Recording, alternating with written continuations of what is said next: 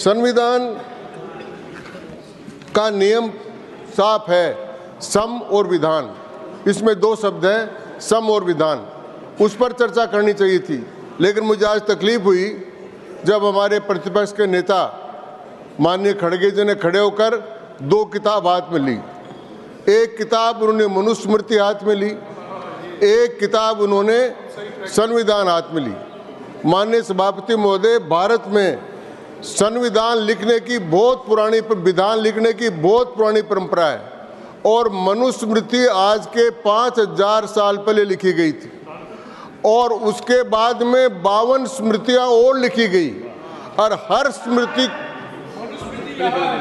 हाँ वो आपने छपाई है, तो वो 100 साल बाद में हर स्मृति को बदल देते थे। तो जो आज के 4800 वर्ष पहले जो कानून बदल गया, उस कानून को आज लेकर खड़े हैं। इसको मान रहे हो कि इसको मान रहे हो?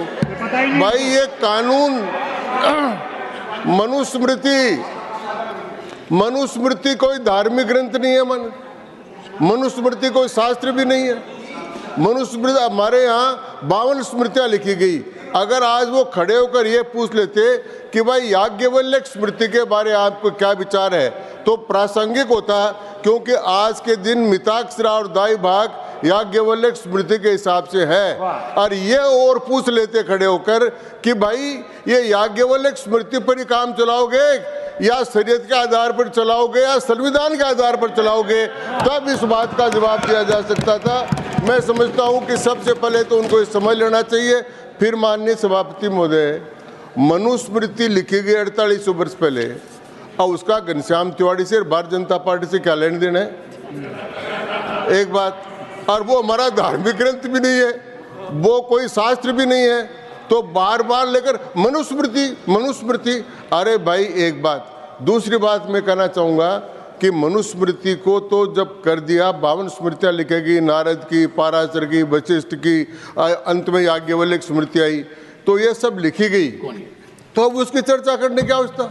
फिर दूसरी चर्चा हो रही है अंगूठा की, अंगूठा कट। अरे किसने अंगूठा काट लिया? महाभारत काल में द्रोणाचार्य हुए और वो महाभारत काल में द्रोणाचार्य हुए गुरुग्राम अपने पास में ही, और उनका शिष्य था एकलव्य, और वो एकलव्य, ये भाषण में वही दे रहा हूँ जो देना है मुझे, तो वो एकलव्य था और उसके कारण से एकलव्य महान हो गया। आज भारत सरकार ने एकलव्य के नाम से सैकड़ों स्कूल खोल दी। तो आप एकलव्य का भी अपमान कर रहे हो, द्रोणाचार्य का भी अपमान कर रहे हो। और मनुस्मृति का एक वाक्य तो याद कर लो। हाँ, मनुस्मृति का एक वाक्य हमने याद रखा कि यत्र नार्यस्तु पूजन्ते रमनते तत्र देवता। इसलिए हमने पहला कानून यहाँ पर नारी शक्ति वंदन का लाया।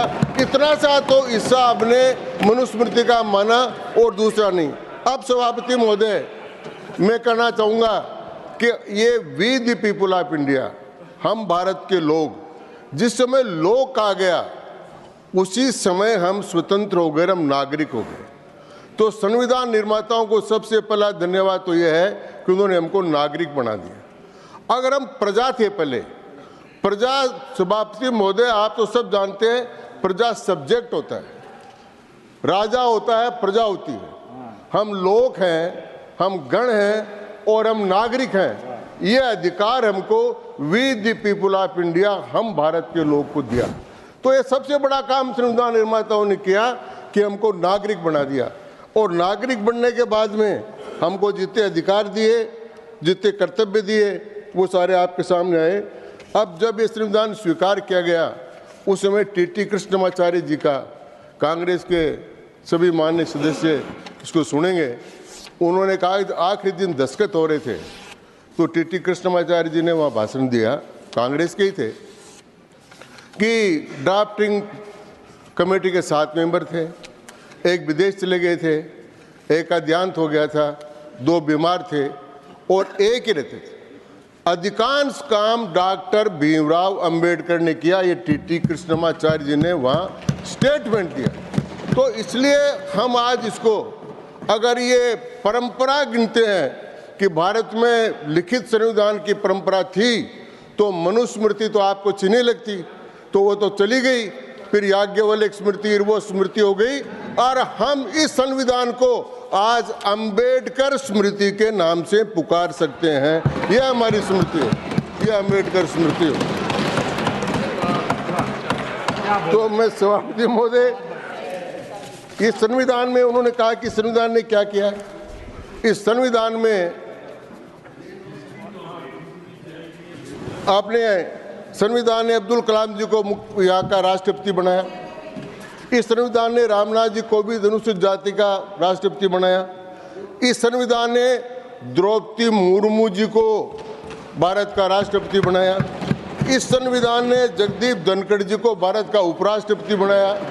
और इस संविधान ने नरेंद्र मोदी जी चाय बेचने वाले को भारत का प्रधानमंत्री बनाया। लेकिन ये सब बनाने के लिए कांग्रेस पार्टी काम नहीं कर सकती। इसके लिए अटल बिहारी वाजपेयी और नरेंद्र मोदी जैसा नेता चाहिए जो ये काम कर सके। ये संविधान ने किया। अध्यक्ष महोदय, संविधान बनाते समय एक टीस संविधान निर्माताओं को रह गई। वो टीस ये थी कि इंडिया दैट इज भारत। उस पर, इस नाम पर बहुत बड़ी बहस हुई। उस बहस में कांग्रेस के प्रमुख नेता के मुंशी जी, एच.वी. कामत जी, राव साहब, अपने ब्रजर्षि टंडन, बहुत से लोगों ने भाग लिया, और डॉक्टर एस राधाकृष्णन, और सब लोगों की एक राय थी कि भारत नाम होना, इंडिया दैट इज भारत में, भारत नाम होना। उनको भारत नाम रखने के पीछे जो तर्क दिए, मैं मेरे तर्क नहीं कह रहा हूं, मैं उन्हीं के तर्क बोल रहा हूं। उन्होंने कहा भारत का नाम लेने का मतलब क्या होता है। भारत का नाम लेंगे तो हमको ये पता लगेगा कि ये गणराज्य नया नहीं बना रहे हैं। यहाँ लिच्छवी गणराज्य रहा है, यहाँ शाक्य वंश का गणराज्य रहा है, या मल्लों के गणराज्य रहे हैं। और डॉक्टर राधाकृष्णन ने ऐसे कहा कि जब उत्तर के कुछ व्यापारी संविधान स्वयं बुलाओ ने दक्षिण में गए तो उनको पूछा आपके राजा का नाम क्या है, तो उन्होंने कहा आधे गणाधि नाम, आधे राजाधि नाम, आधे राज्य के अधीन है और आधे गणों के अधीन है। तो भारत का नाम अगर आता तो ये गणराज्य जो आज भारत है वो हमारे केवल संविधान कारण से तो है ही, लेकिन हमारी जो मूलभूत परंपराएं हैं उनका प्रतिनिधित्व करता है।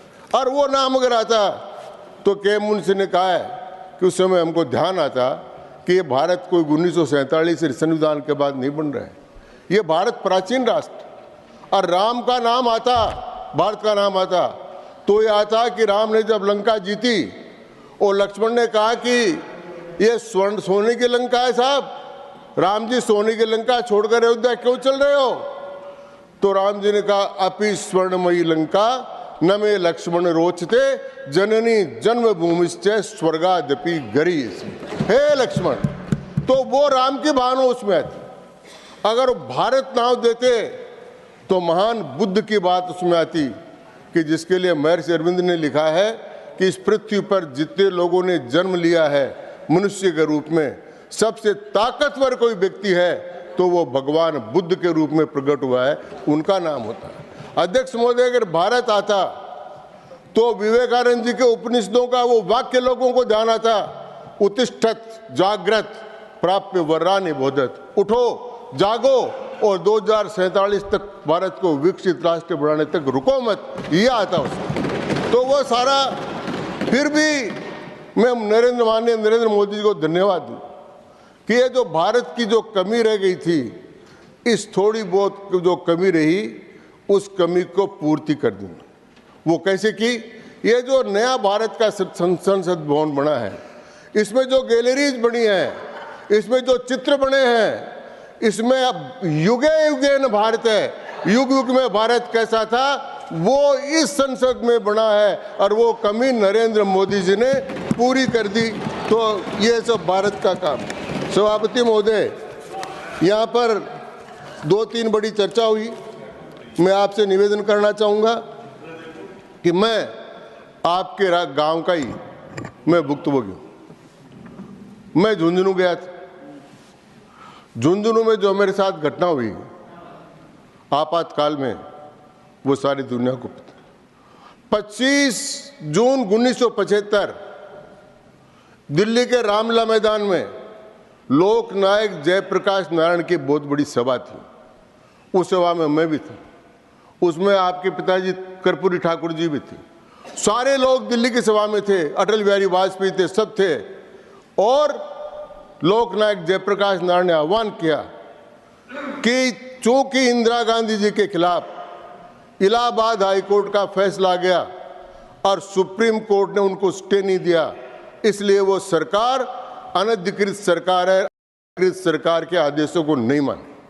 ये जयप्रकाश जी की सभा मैंने देखी और मैंने देखा ये कि जब ये काम शुरू हुआ तो सबसे पहले गुजरात से शुरू, भ्रष्टाचार के खिलाफ, और इतना बड़ा आंदोलन हुआ कि इंदिरा जी प्रधानमंत्री रहते हुए अपने मुख्यमंत्री को भ्रष्टाचार के कारण से राष्ट्रपति शासन लागू करके उठाना पड़ा। यह नवनिर्माण आंदोलन था।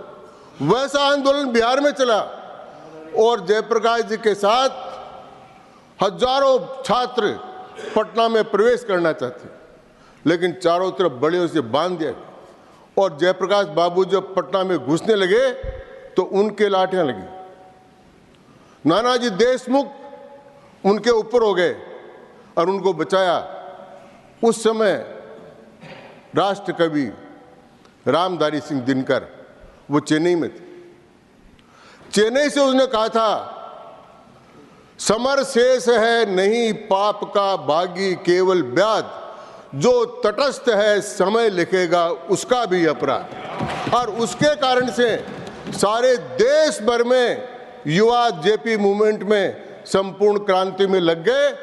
और जब लगे, इलाहाबाद हाईकोर्ट का फैसला हुआ, फैसले के बाद में अपील, जस्टिस अय्यर जो अपने आप तो जानते हैं वामपंथी विचारों के लिए प्रसिद्ध थे, उनसे स्टे मिलने की उम्मीद थी और आमतौर पर स्टे मिलता है, लेकिन उन्होंने देखा कि साफ साफ प्रधानमंत्री कार्यालय में काम करने वाला आदमी वहां पर एजेंट था, तो उन्होंने स्टे देने से मना कर दिया। उसके बाद में रात को 12 बजे 25 तारीख को इमरजेंसी लगाई फखरुद्दीन अली अहमद जी ने। मैं 26 तारीख को सुबह सुबह अपने रोज की रात को ऐसे गए थे, रेडियो थे नहीं उस समय, टेलीफोन थे नहीं, गए, 27-28 साल की उम्र थी, कोर्ट में जाकर बैठे और एसपी ऑफिस से आया, साहब आपको बुला रहे। भाई मेरी क्या गलती हो गई, पकड़ कर ले गए।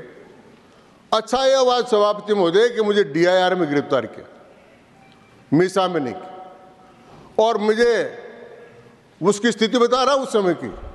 एक घटना तो वहां सारी दुनिया को याद है कि जब इमरजेंसी लग गई, उस वक्त माननीय हरदेव जी जोशी मुख्यमंत्री थे राजस्थान, तो एक दिन सुबह से उन्होंने देखा कि बहुत पुलिस चारों तरफ हो रही है, तो अपने घर के पीछे से दीवार फांद कर भाग गए। उन्होंने देखा मुझे गिरफ्तार करने आ गए। यानी कांग्रेस का मुख्यमंत्री ये देखने लगा कि मुझे गिरफ्तार करने के लिए आ गए, ये स्थिति उसमें बन गई थी। और एक घटना मेरे साथ घटी, जब मैं सेंट्रल सेल से जयपुर से सीकर आ रहा था, तो एक साधु महाराज बैठे थे। हमने देखा रिंग स्टेशन पर कि चलो इस डिब्बे में चलो, उनको प्रणाम कर लेते हैं। हम तो घुसे, जो हम घुसे तो प्लेटफार्म से घुसे, उस साइड में प्लेटफार्म भी नहीं था।